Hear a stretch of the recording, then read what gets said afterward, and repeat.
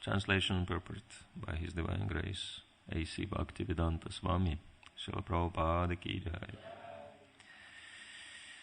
The Supreme Personality of Godhead is full in opulence by His own gain, yet He acts as the creator, maintainer, and annihilator of this material world. In spite of acting in that way, He is never entangled. Hence, devotees who follow in His footsteps are also never entangled. Purport. As stated in Bhagavad Gita 3.9, Yagyarthat karmano nyatra lukayam karma bandhanaha, work done as a sacrifice for Vishnu has to be performed. Otherwise, work binds one to this material world. If we do not act in Krishna consciousness, we shall be entangled, like silkworms in cocoon. The Supreme Personality of Godhead, Krishna, appears in order to teach us how to work, so that we will not be entangled in this material world. Our real problem is that we are entangled in materialistic activities.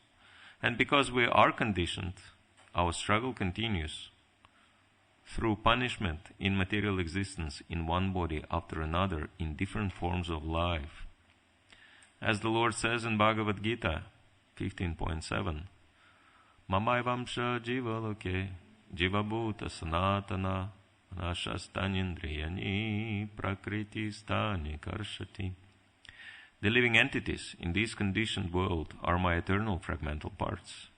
Due to conditioned life, they are struggling very hard with the six senses, which include the mind.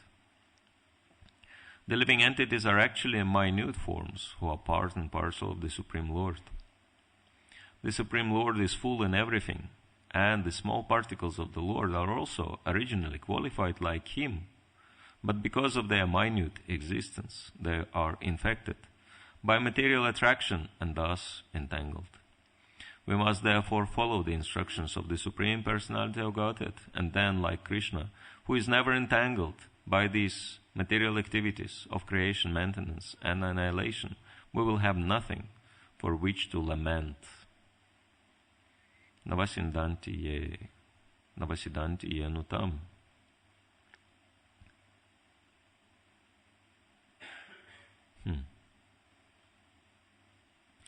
Krishna personally gives instructions in Bhagavad Gita, and anyone who follows these instructions is liberated.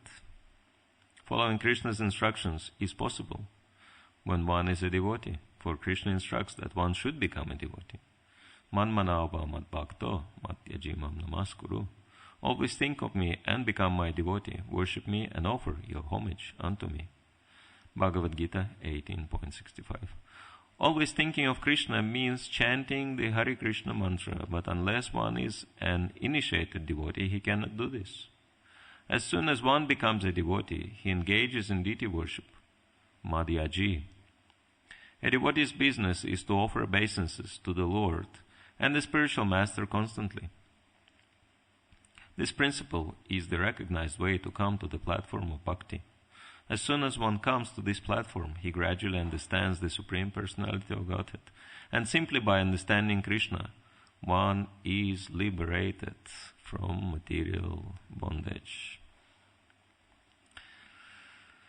Ihate Bhagavan Isho nahi tatra visajjate atmalabhena punartho navasidanti enutam. The Supreme Personality of Godhead is full in opulence by His own gain, yet He acts as the creator, maintainer, and annihilator of this material world. In spite of acting in that way, He is never entangled. Hence, devotees who follow in His footsteps are also never entangled. So, in the connection to the theme described in this chapter, we understand that this is one of the prayers, or rather meditations spoken by whom? Anyone remembers? Who speaks that verse?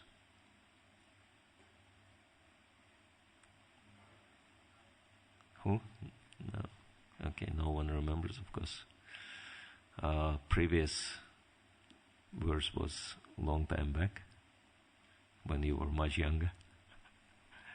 So Swayambhuva Manu. Swayambhuva Manu is one of the progenitors, one of the personalities in charge of the affairs in this universe, one of the top managers in the universe. And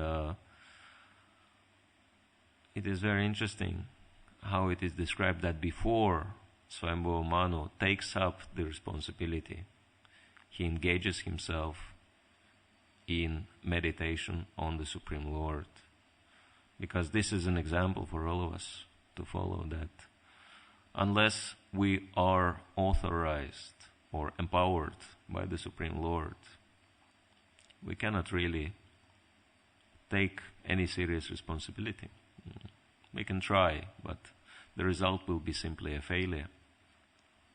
Because the Supreme Lord is the one who has full responsibility for everything and everyone. And if we want to take the responsibility, and this is rather natural for a human being, because human life, as Srila Prabhupada describes, is the life of responsibility.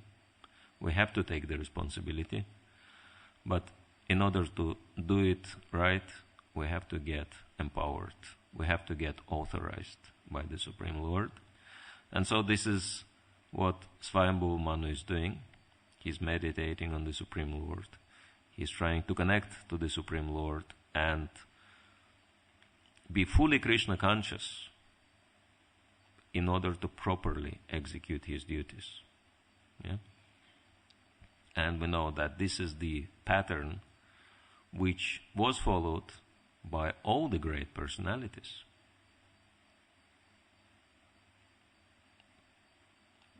Swayambhuva Manu is one of the greatest personalities on a universal scale. Actually, he is described as one of the Mahajans. There is a list of Mahajans given in the 6th canto of Srimad Bhagavatam by one of them, Yamaraj. And so he gives this list: Swayambhu, Narada Shambhu, Kumara Kapila Manu, Pralada Janaka Bhishmo, Balir, Vayasaki Vayam. So Swayambhu, who this refers to, who is Swayambhu, self-born Lord Brahma, yes.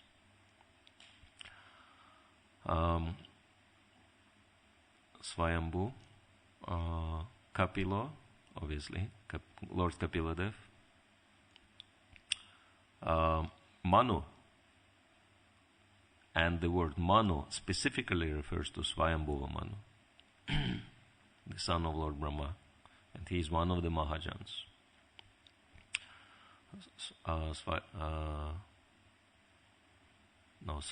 Swayambhu Narada, Shambhu is Lord Shiva.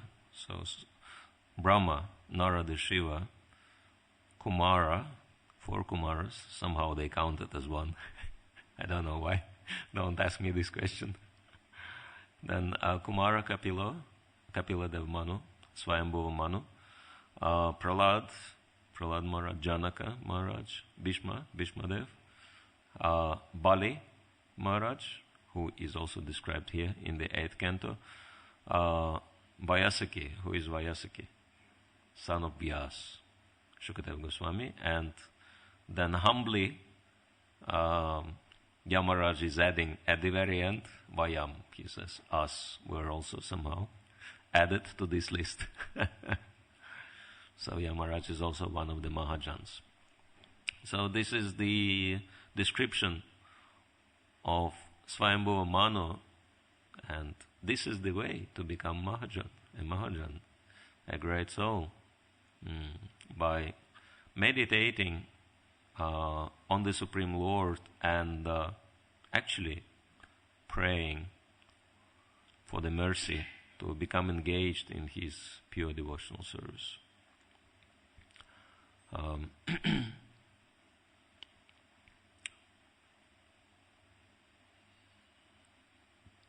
yeah, and in this specific verse, what Swayambhuva Manu says is very, very significant. This is something which is highlighted in many other places in Bhakti Shastri.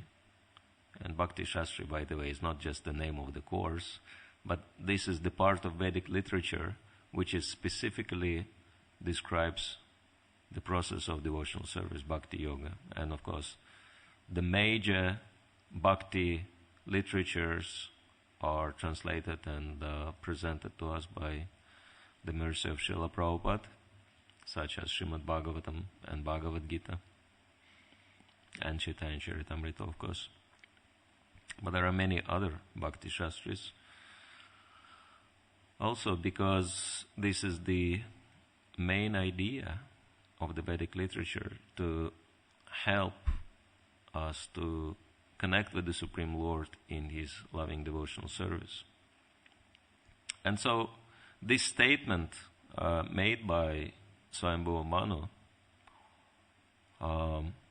glorification of the Supreme Lord, he is glorifying the Supreme Lord as the one who is full in himself, who has full opulences, and hence he doesn't have any need to do anything because he is fully self-satisfied. But nevertheless, he takes the responsibility. He creates, maintains, and annihilates the entire material world, and those who follow him, those who are engaged, employed, you can say, by the Supreme Lord, they are also liberated souls. They are also not entangled. And so this is one of the benefits. Following Bhakti process gives us many benefits, and this is one of the benefits. And that benefit, which is Swayambhuva Manu specifically stresses, is freedom, complete freedom in Krishna consciousness. And of course, this freedom has different aspects to it. Liberation from the entanglement. I was thinking for myself,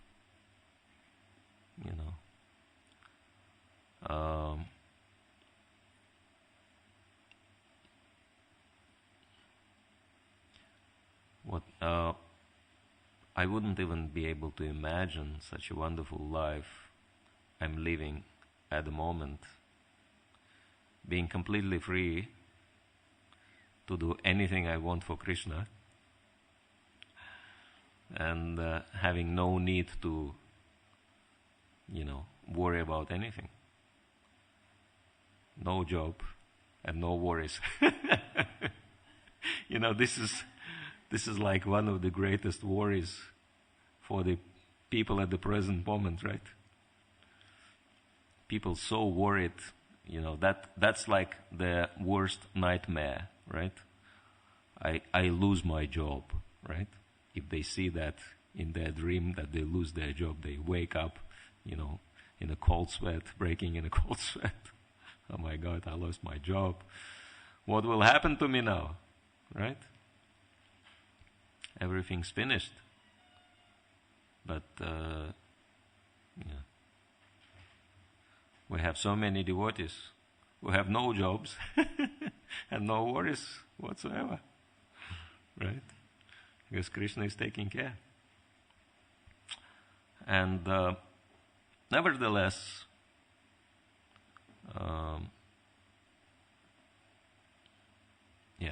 anyway,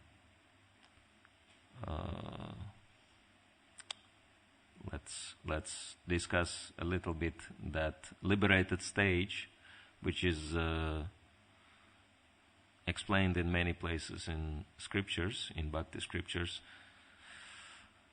because all of us want to be liberated, and those who are liberated, you want to stay liberated, right?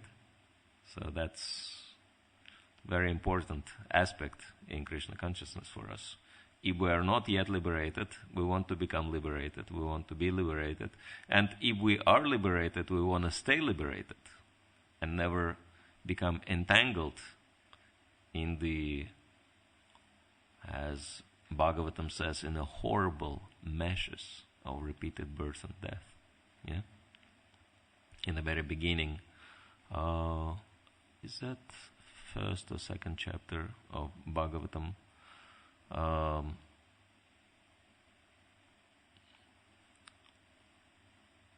Sages of Naimisharanya, they say, they glorify the chanting of the holy name. It shows that that Bhagavatam is a bhakti scripture, because from the start the chanting of the holy name is glorified, and Bhagavatam also ends on the glorification of the holy name. So right from the very beginning, sages of Naimisharanya, they say that apana samspritim ghoram yannama vivasho grinan tada sadyo vimuchetai yad bibeti svayam vayam. Yeah? Apana samspritim ghoram, those living entities who are hopelessly entangled in the meshes of the material existence, those who are completely messed up. Yannama vivashogrinan, they can be Yannama vivashogrinan tada sadyo vimuchitai, they can become immediately liberated. Sadya means immediately, vimuchitai, fully liberated. By what? Yannama vivashogrinan. Even if they chant your holy name, or the holy name of the Lord, His holy name, Yannama, even vivashogrinan, even unconsciously, even without meaning that this is the holy name. Why? Yad bibiti swayam vayam. Because the holy name is fear. Even fear personified fears the holy name. Fears the holy name. So, we are liberated by the mercy of Krishna, by the mercy of His holy name specifically, vimuchetai. And the more we chant the holy name, the more we become liberated. Of course, we have to chant the holy name according to the Lord's rules. That's why Srila Prabhupada says that one who is not initiated cannot really chant the holy name. Means that one still can chant, but there will be not much benefit coming, because Lord orders everyone to accept the spiritual master and follow his order. And so if one does so, then one can gain full benefit from the chanting of the holy name. Of course, accepting spiritual master is not the end in itself. One has to also dedicate oneself fully in the service of one's spiritual master. And so, yes, in regards to that liberated state, liberated position, it's something which is very exciting. And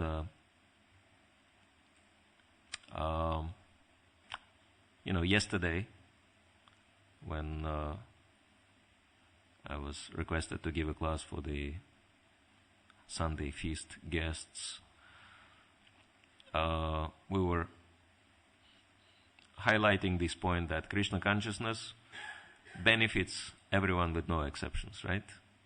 And it's such a wonderful process. And then we were asking, are there any questions?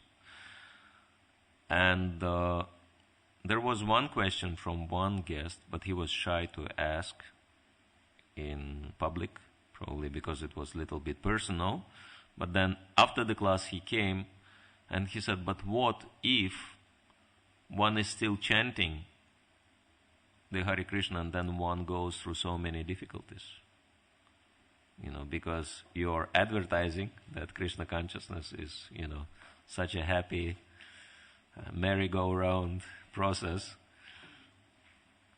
Like we have this merry-go-round during the kirtan. Dancing in a circle. But any devotee who is seriously dedicated to that process, he knows that it's not so, rosy all the time. We have things which are not very exciting happening to us. And this question comes up all the time that, okay, what's going on here?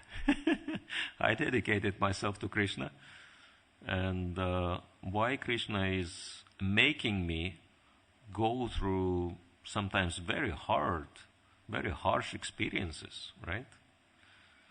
That what happened, Krishna? I'm chanting Hare Krishna mantra for so long, and still you allowed my wallet to be lost. Krishna, what is the injustice? I'm chanting Hare Krishna for so long, and I'm doing so much devotional service, still, someone dashed into my car. What's happening, Krishna? Are you not the Supreme Lord? Are you not controlling everything? What's happening with your devotee? Why am I going through so much misery? But then, if we read Bhagavatam, and if we look the trials and tribulations great devotees were going through, such as Pandavas and Parikshit Maharaj, he was cursed to die terrible death. Or Prahlad Maharaj, so many attempts to kill him were done by none other but his own father. And there are so many examples in Bhagavatam how great devotees they were going. I mean, we might think we had trouble, but if we think about the troubles Pandavas were going through, our trouble seems to be, like a child's play. Nothing fades in comparison. So, but still this question is there. Why? Why am I going through all these troubles? And sometimes there are multiple troubles devotees are going through, despite of chanting Hare Krishna. So what's wrong? Why Krishna is allowing these things? And if we come to Krishna, sometimes we become a little bit disheartened, as this verse says. The word avasidanti means to become disheartened. But here, navasidanti means to never become disheartened. And sometimes practicing devotees, of course, not on such a high level, they become disheartened and they come to Krishna and they say, Krishna, why are you doing this to me? And we're looking at Krishna, and Krishna is smiling, looking at us. And how do we understand that? Is he laughing at us? If he's laughing at our misery, is he laughing at our misery? No. Krishna is smiling because he says, oh yes, my purpose is fulfilled. Because you were doing your devotional service, but the problem was you were forgetting me. And now, after we had so much trouble, now you again focused on me. Thank you for coming. So Krishna is very happy to see us back in his association. And sometimes we can go away from Krishna physically, but more often we can go away from Krishna mentally.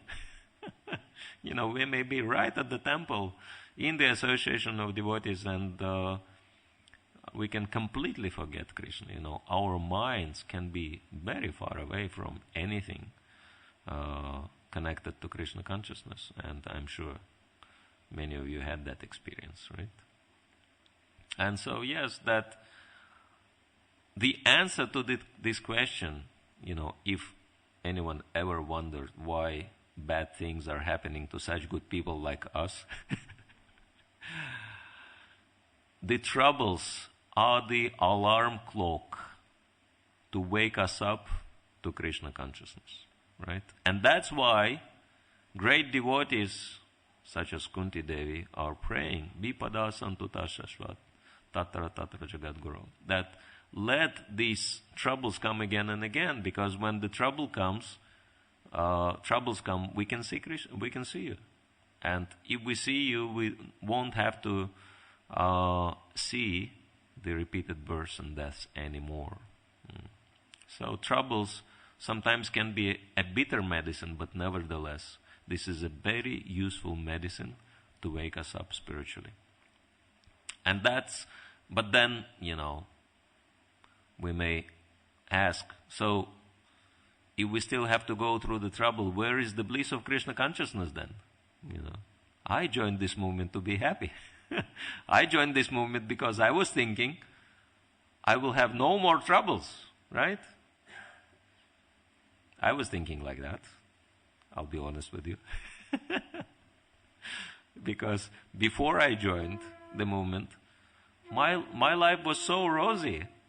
I had zero problem whatsoever. Healthy, wealthy, wise. Well, not wise, stupid, but I was thinking that I'm wise. But yeah, financially and in all other respects, everything was perfect. And I was curious about Krishna consciousness, chanting Hare Krishna and reading Prabhupada's books. And then I thought, oh, this is a great thing. Let me maybe, get more into it. And so once I joined, and I was expecting that, if I was chanting Hare Krishna just casually, not following much the process, Jai Shri Shri Radha Gokulananda, Shri Shri Sitaram Lakshman Hanuman, Shri Shri Gaur Nitai Ki Jai. And even a little of chanting Hare Krishna was making me so happy, and I could see that Krishna is taking care of me in all respects. I calculated, if I join fully, and if I fully dedicate myself to Krishna, it will be even better. And so with that idea in mind, I joined, and then the most interesting things started happening to me.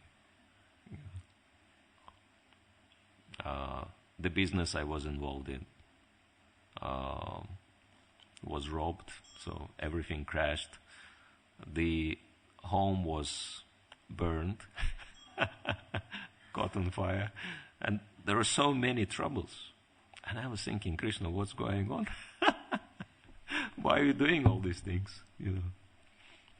Etc. So, but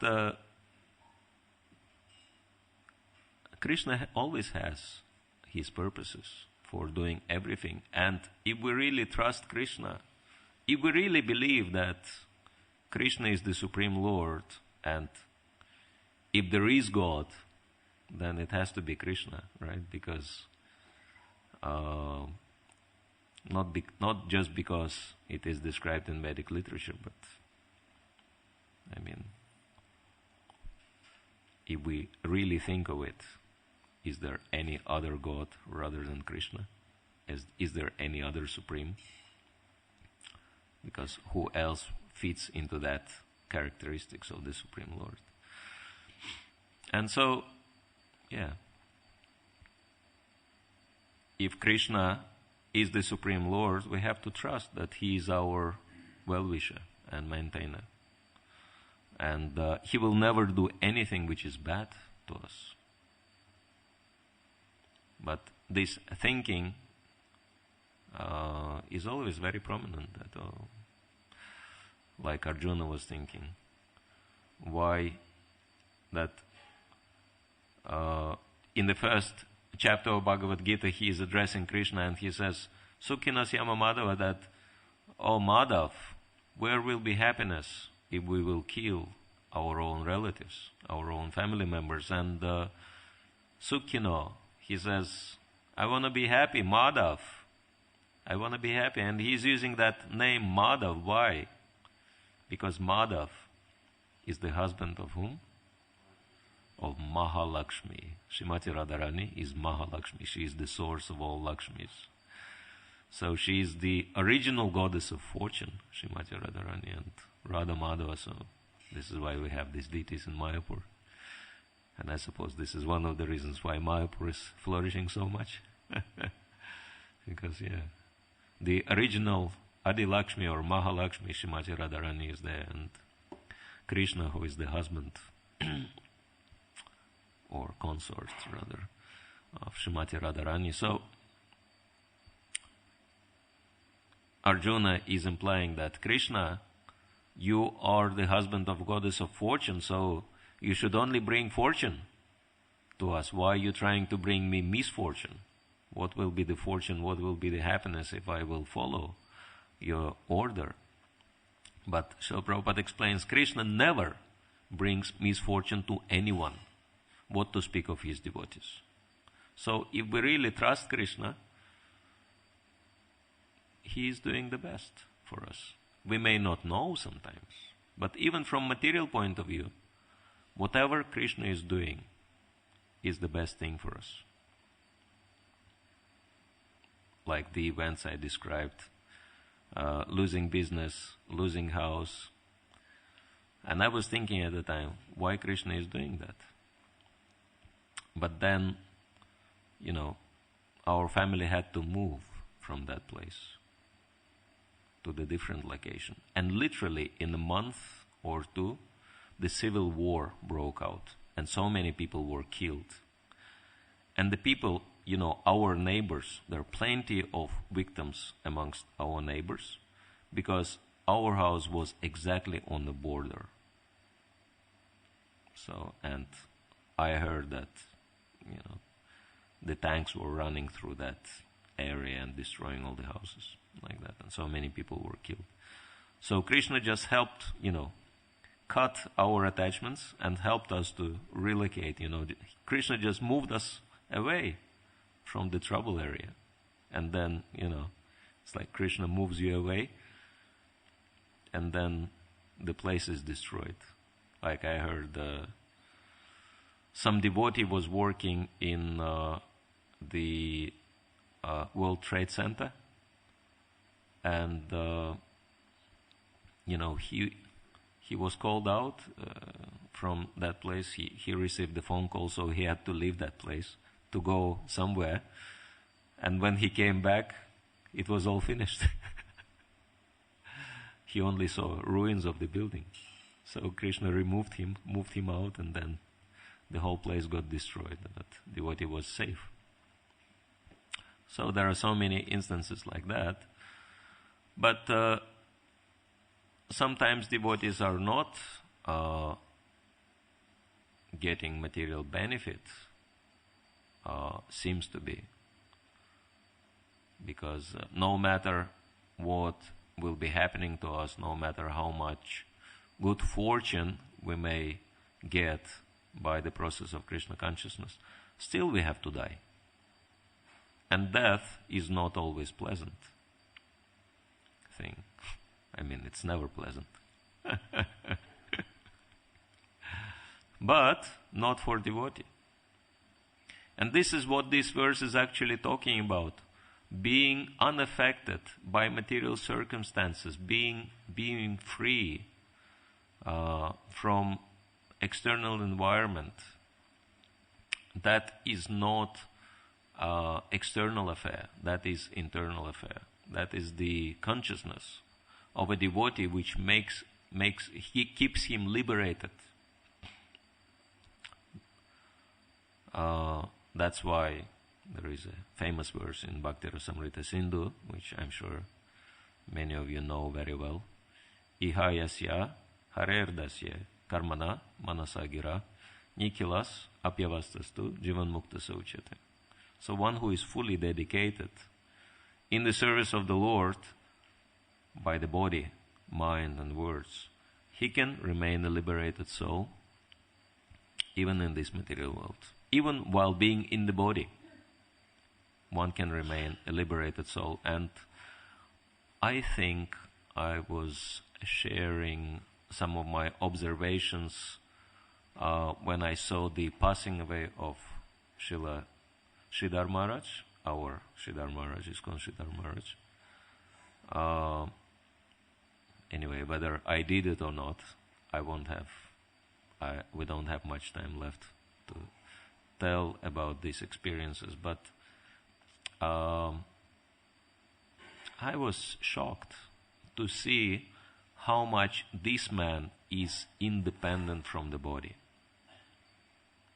That he was suffering from 3 terminal diseases, right? Liver cancer, number 1. Hepatitis C, number 2, in a very advanced stage. And cirrhosis, number 3. All 3 diseases affecting one organ, liver. And liver patients, because, liver is not working, blood is not purified, all toxins go into the brain, they stay depressed all the time. They suffer like hell, liver patients, right? That's very well known. So his liver was finished. So he was supposed to be depressed, either depressed or, more often, these kind of patients, they stay in coma. They, endure so much suffering that their mind just cannot take it, so the mind just switches the body off. So that's coma. Nothing like that ever happened to Maharaj. He never went into coma for a split second, and he was the jolliest person I ever saw in ISKCON. In that circumstances, I was shocked. I was thinking how this is possible. And then I had to admit, yes, this is the reality. This is the mature fruit of advanced Krishna consciousness. This man is completely independent from his body. And I think I shared, he kept joking about his death and his disease and about his situation all the time until he died, until he left his body. And definitely I haven't shared one bit connected to him. That became almost a daily occurrence because he was in Mayapur at the time, and every single day he was going to the office of Shadbhuj Prabhu. He's in charge of that, design and everything else connected with buildings, with constructions. And so someone donated some money, because it was already known that he's going to leave the body. Someone donated the money for his samadhi. And so he took the money, and Maharaj, and he came to Shadbhuj Prabhu and he said, I have so much money, what kind of samadhi I can get from you? And then Shadbhuj Prabhu was, offering him different designs. And Maharaj, everyone was just rolling on the floor. Maharaj was saying, why this, entrance into samadhi is so small? I won't fit in. I have to get in and out. If you give me such a small entrance, I have to lose a lot of weight in order to get in and out, etc. And so he kept joking, about the fact that he's going to leave the body. And then, and he was really giving a lot of hard time to Shadbhuj Prabhu, making him change the design so many times. This became one of his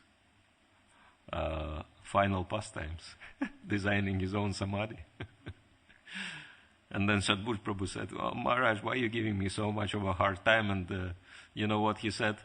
It's easy for you to say, just accept any structure, because you'll have nothing to do in it. I'll have to stay there for a very long time, so I want to have proper samadhi.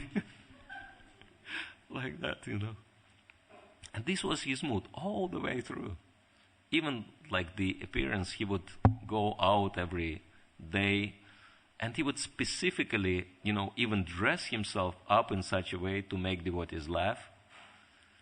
He would wear very dark sunglasses, like a spy or something, and, a big hat. Anyway, he was so funny. He was the funniest person I ever came across, and that was happening right before his leaving the body. And so this is the blessing. This is the blessing Krishna consciousness is offering us, not to change the external circumstances, but to change our mentality, to change our perception. And if we change our perception, then we will become completely immune to any troubles of this world. And this is the way how we can gain the topmost benefit of being completely happy in Krishna consciousness. And so this is the positive aspect. Of course, this is what we should achieve, but unfortunately we ran out of time, and I wanted to discuss what obstructs us from achieving that, but probably we'll have to stop here. I don't want devotees to curse me if I delay your prasadam. I know this is very dear activity to all the devotees, but yeah, probably we better stop. We better stop here. And if there are any questions or comments.